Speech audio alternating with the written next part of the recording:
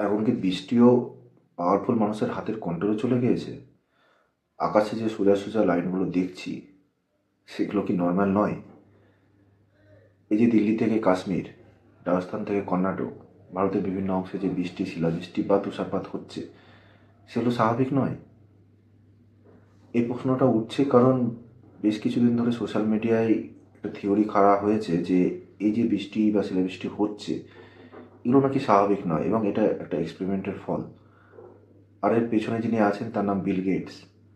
তিনি একজন বিলিনিয়ার্স শুধু নন, সুপার জিনিয়াসও বটে। তো আসুন এই ভিডিওর মাধ্যম দিয়ে আমরা জানার চেষ্টা করি এর পেছনে আসল কারণটা কী। সোশ্যাল মিডিয়ায় যেটা রটছে সেটা কি আদৌ সত্যি?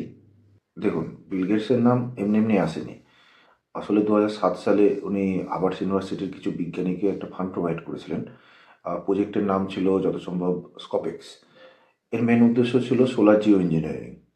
এবার সোলার জিও ইঞ্জিনিয়ারিং এক কথায় বুঝতে গেলে যে সূর্য থেকে যে আলো বা রশ্মি এসে পৃথিবীতে এসে পৌঁছাচ্ছে এবং যার ফলে পৃথিবী গরম হচ্ছে, এবং সন্ধ্যাবেলায় দেখবেন সেই গরম বা হিটটাই মহাকাশের উপর দিকে উঠে যায়।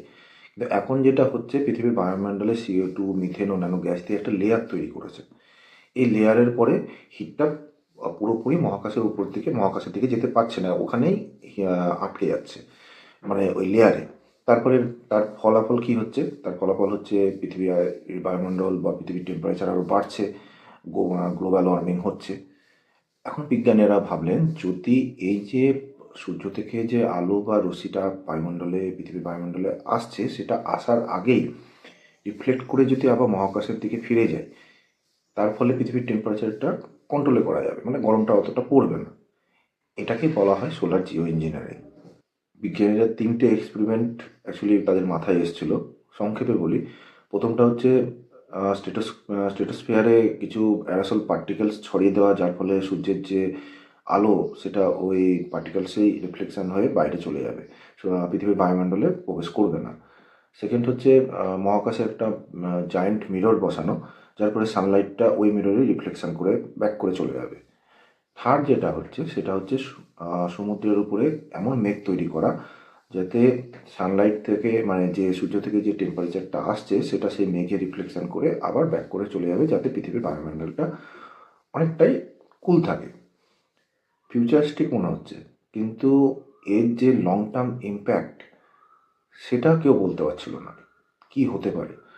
একটা দেশকে টেম্পারেচারকে নর্মাল রাখতে গিয়ে তার ইম্প্যাক্টটা অন্য দেশের বায়ুমণ্ডলে কী ইম্প্যাক্ট হবে সেটাও বলা যাচ্ছিল না। তার ফলে গভর্নমেন্ট পুরোপুরি এটাকে সাপোর্ট করেনি। 2024-25 সালে এটা টোটালি প্রজেক্টটা বন্ধ হয়ে যায়।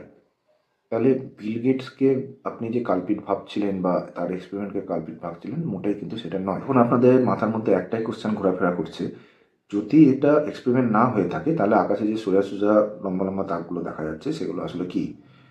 অ্যাকচুয়ালি এগুলোকে বলা হয় জেট স্ট্রিম। প্রত্যেক বছরই থাকে।